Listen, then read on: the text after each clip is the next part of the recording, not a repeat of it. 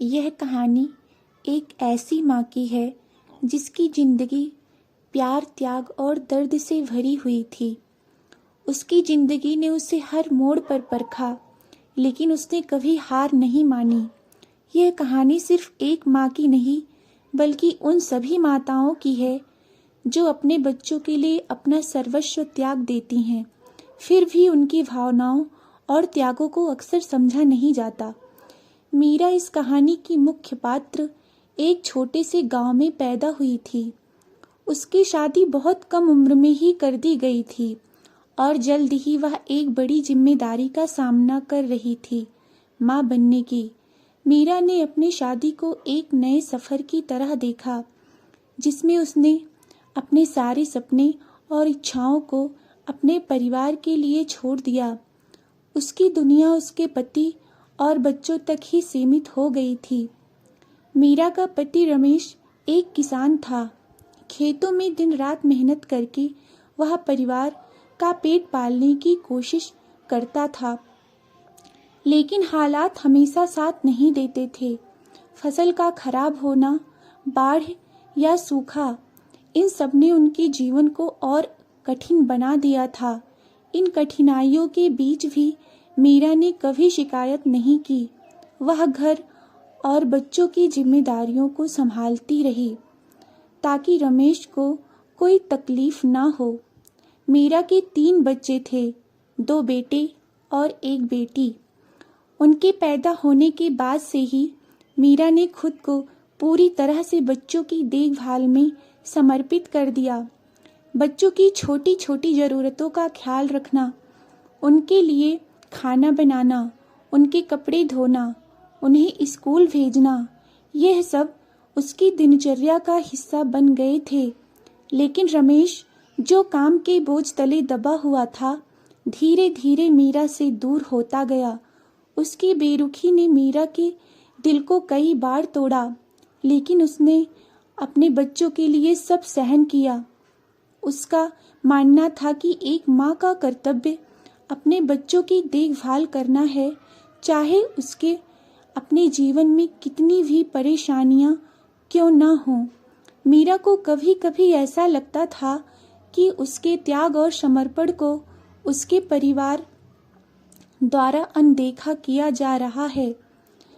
रमेश तो बाहर के कामों में उलझा रहता था, लेकिन उसके बच्चे भी बड़े होते होते उसकी भावनाओं को समझने में असमर्थ थे। वे अपने ज़रूरतों के हिसाब से ही माँ को याद करते और मीरा की खुद की इच्छाएं और ज़रूरतें पीछे छूटती गई। समय बीतता गया और बच्चे बड़े होने लगे। सबसे छोटा बेटा रवि पढ़ाई पूरी करके शहर में नौकरी करने चला गया। बेटी पायल की शादी कर दी गई और छोटा बेटा सुमित भी अब कॉलेज में था। मीरा को लगा था कि जब बच्चे बड़े हो जाएंगे तो शायद उसका जीवन थोड़ा आसान हो जाएगा, लेकिन ऐसा नहीं हुआ। रवि ने नौकरी के बाद धीरे धीरे अपनी माँ से दूरी बना ली।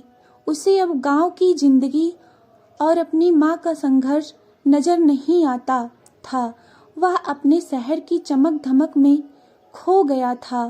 फोन पर भी उससे बात करने में अनमना सा रहता। मीरा का दिल इस बदलाव को सह नहीं पाता था, लेकिन उसने कभी बच्चों से शिकायत नहीं की। पायल की शादी के बाद ससुराल वाले उसे काम में उलझाए रखते थे, जिससे वह भी अपनी माँ से दूर होती चली गई। मीरा के मन में अब एक खालीपन बस गया था। वह सारा दिन अपने काम में अकेले रहती। कभी कभी उसके आंखों से आंसू बहने लगते थे, लेकिन उसे संभालने वाला कोई नहीं था। रमेश भी अब बीमार रहने लगा था और घर के खर्चे और बढ़ते जा रहे थे। छोटा बेटा सुमित, जो अब कॉलेज में था, मीरा की उम्मीदों का आखिरी सहारा था, लेकिन समय के साथ वह भी बदल गया। दोस्तों के साथ उसकी संगत खराब हो गई और उसने माँ से पैसे मांगने शुरू कर दिए।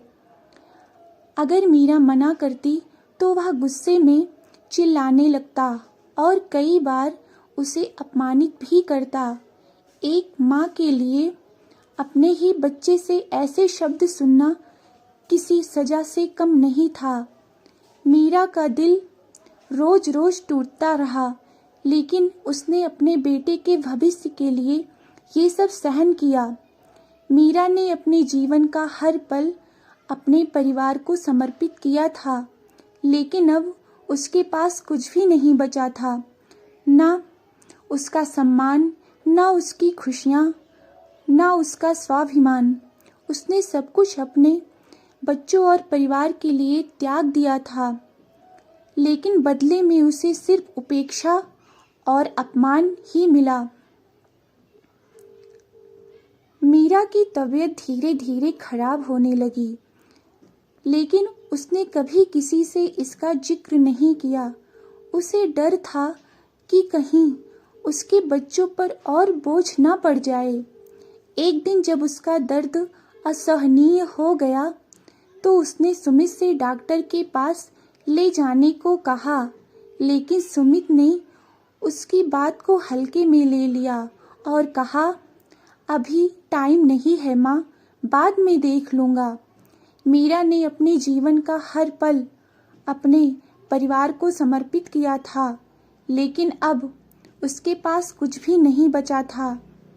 ना उसका सम्मान, ना उसकी खुशियाँ, ना उसका स्वाभिमान। उसने सब कुछ अपने बच्चों और परिवार के लिए त्याग दिया था, लेकिन बदले में उसे सिर्फ उपेक्षा और अपमान ही मिला। मीरा की तबीयत धीरे धीरे खराब होने लगी थी, लेकिन उसने कभी किसी से इसका जिक्र नहीं किया। उसे डर था कि कहीं उसके बच्चों पर और बोझ ना पड़ जाए। एक दिन जब उसका दर्द असहनीय हो गया तो उसने सुमित से डॉक्टर के पास ले जाने के लिए कहा, लेकिन सुमित ने उसकी बात को हल्के में ले लिया और कहा, अभी टाइम नहीं है माँ, बाद में देख लूँगा। मीरा के लिए यह शब्द उसके दिल पर आखिरी चोट साबित हुए। उसने अपने दर्द को और सहने की कोशिश की, लेकिन उसकी हालत और बिगड़ती चली गई। आखिरकार एक रात जब घर में सब सो रहे थे, मीरा का शरीर उस दर्द को सहन नहीं कर पाया और वह हमेशा के लिए इस दुनिया को अलविदा कह गई। मीरा के जाने के बाद घर में सन्नाटा पसर गया। सुमित ने जब सुबह माँ को जगाने की कोशिश की तो उसे समझ में आया कि वह अब इस दुनिया में नहीं है। उसने रोते हुए अपने भाई बहनों को खबर दी। रवि और पायल तुरंत घर पहुँचे, लेकिन तब तक बहुत देर हो चुकी थी। मीरा के जाने के बाद उसके बच्चों को एहसास हुआ कि उन्होंने अपनी माँ के त्याग और प्यार को कभी समझा ही नहीं। उन्हें अब अपनी गलतियों का एहसास होने लगा था, लेकिन अब कुछ बदलना संभव नहीं था। माँ के बिना उनका घर खाली खाली लगने लगा था, जैसे उस घर की आत्मा ही चली गई हो। मीरा की कहानी हमें यह सिखाती है कि माँ का प्यार और त्याग अनमोल होता है। हम अक्सर अपनी जिंदगी की भाग दौड़ में उनकी भावनाओं को नज़रअंदाज कर देते हैं, लेकिन जब तक हमें उनकी कद्र होती है तब तक बहुत देर हो चुकी होती है। एक माँ की असली महत्ता उसके जाने के बाद ही समझ आती है, लेकिन तब तक वह हमें हमेशा के लिए छोड़ चुकी होती है।